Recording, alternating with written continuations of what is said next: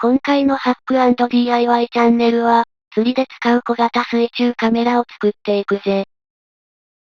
5年くらい前から、毎年夏のシーズンに向けて、釣り用の水中カメラを作ってきたんだぜ。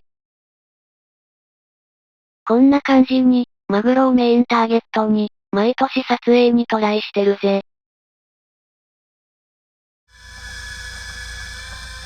2年ほど前になんとかマグロをヒットさせたんだが、残念ながら巨大なサメに食われてしまったんだぜ。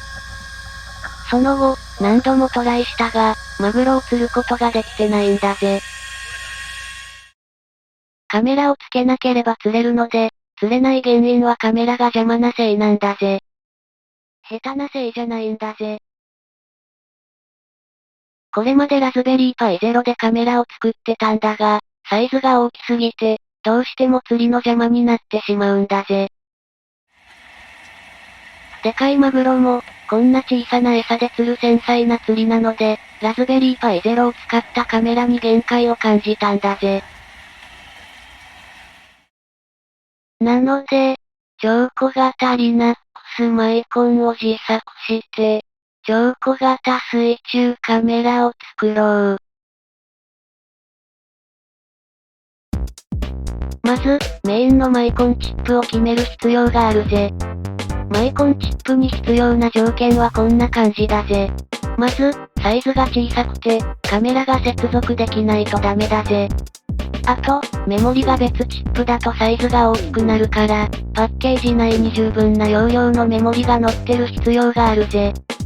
無線 LAN やストレージも必要だが、この辺は SDIO インターフェースがあればなんとかなるぜ。問題は、Linux が走るようなチップは需要がないのか、秋葉原でも電子部品商社でも全然扱いがないんだぜ。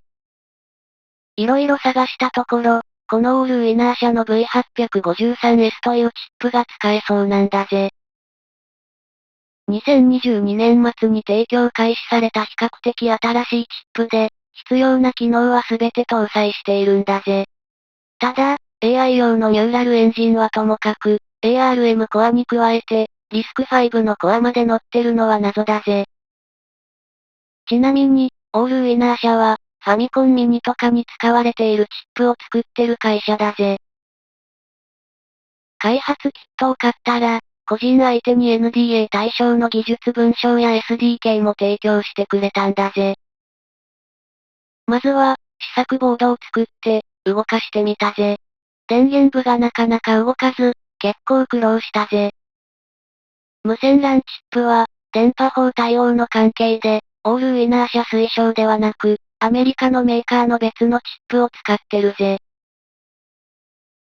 自作ボードで Linux が起動したら、なかなか感動するぜ。試作ボードはうまく動いたので、小型化していくぜ。こんな感じに大体の部品配置を考えて、基板に起こしていったぜ。JLCPCB で製造してもらうぜ。こんな感じで、幅2センチ、長さ5センチのかなり小さいマイコンボードにできたぜ。なお、まともに動くようになるまでに、7回基板を作り直したぜ。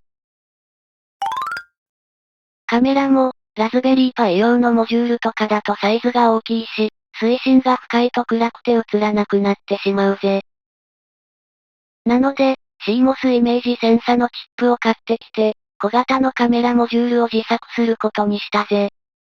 今回使ったのは、ソニーのスタービス IMX327 という、監視カメラやドライブレコーダー向けのセンサだぜ。